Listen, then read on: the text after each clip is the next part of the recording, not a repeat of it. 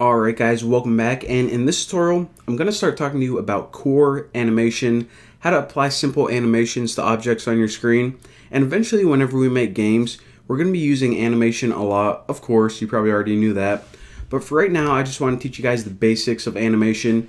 And by animation I just mean really simple stuff like rotating objects, or I don't know, like making them grow, or just like moving them to a different point. So for right now, you know, since we don't have any like game characters or anything like that, I'm just going to add a button to the screen and show you guys a really simple animation on that, just to show you guys the basics.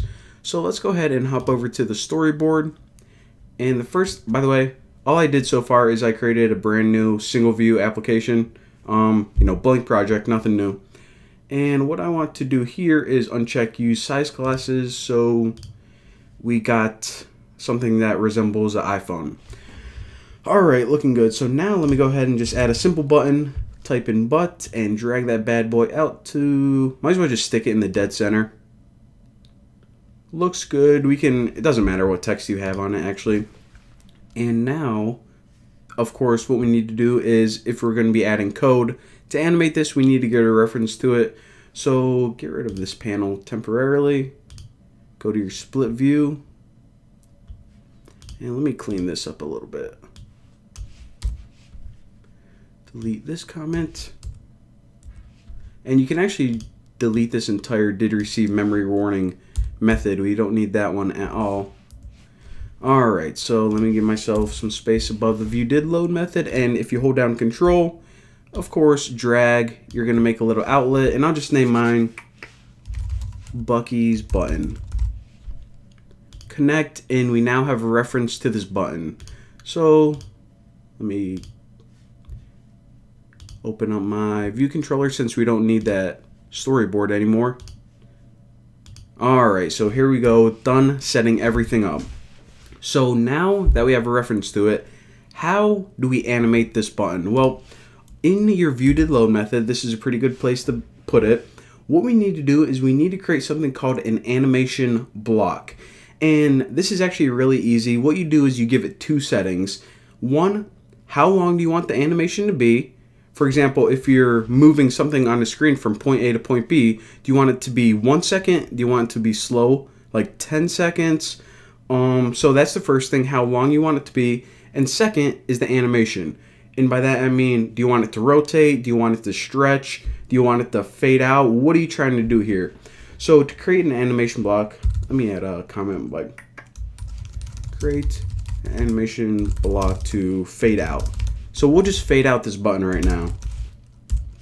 And there are a couple different parameters that you can add to this animation block. For example, you can say there's like different speeds of animation, different types, and again, animations can get pretty complex, but for right now I'm just teaching you guys the basics. So, you know, I just wanted to warn you that there's more if you guys actually want to dive into it. So UI view, since indeed what we're doing is we're applying an animation to a view object, pretty much any object that the user can interact with or look at is a view object. And the animate with duration right there. Alright, so animate with duration is the method, and the first one of course is the duration.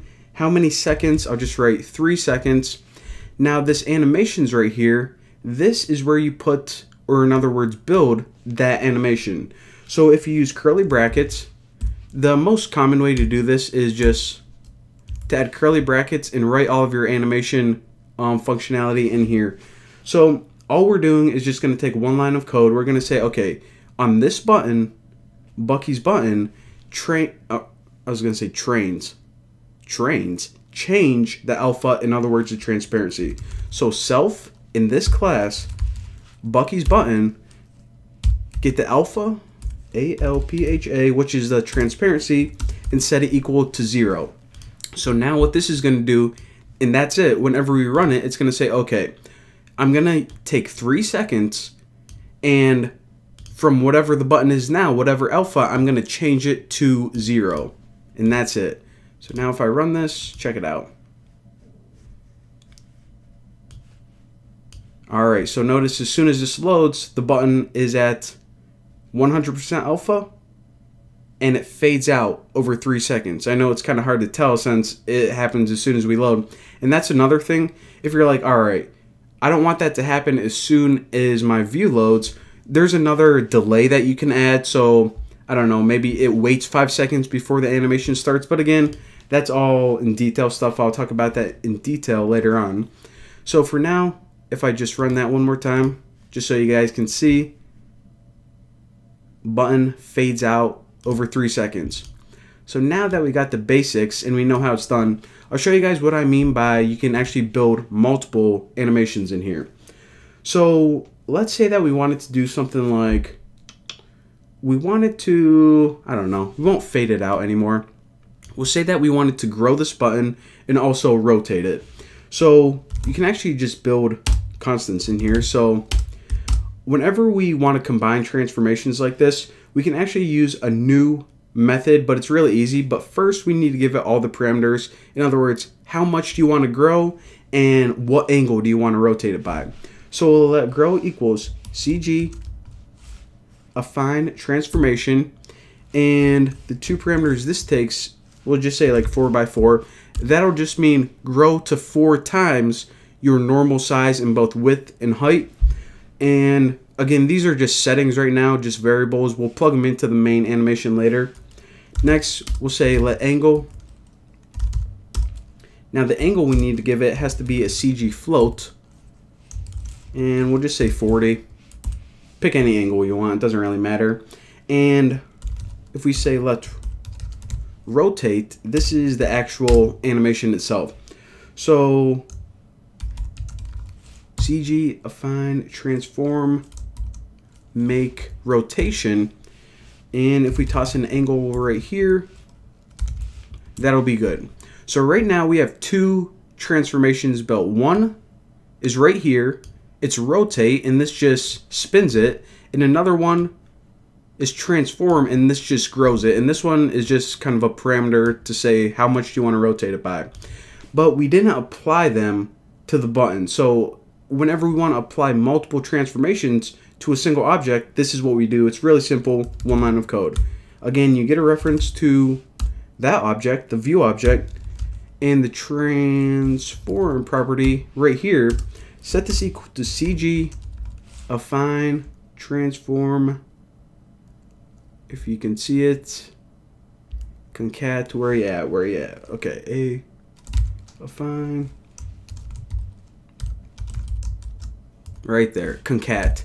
So concat essentially means take 2 things and stick them together. In other words, make them happen at once. So what do we want to stick together? Well, this grow, which enlarges it, and also rotate, which spins it. So going to right here, we're setting up the transformations. Right here, we're sticking them together and applying them to the object. So I have an error in here because what I actually need to call is transform make scale. And okay, messed up my parameters, so let's fix that. And we can delete these. Wow. Do this the hard way. Alright, so there we go. Now if I run this, check it out. So again, look at that. It grows it by 4x4. In other words, enlarge it by 4 multitudes or 4 scales in every direction, and also 40 degrees. You can see right here, that's the ending of it. And well, that's it, simple enough. So now you know how to apply single animations, and also if you ever have multiple animations that you want to apply to simple view objects, well, you can do that. And in the next tutorial, we're going to be jumping into more game related development and coding. It's going to be pretty cool. So, well, I'll shut up now and I'll see you guys in the next video.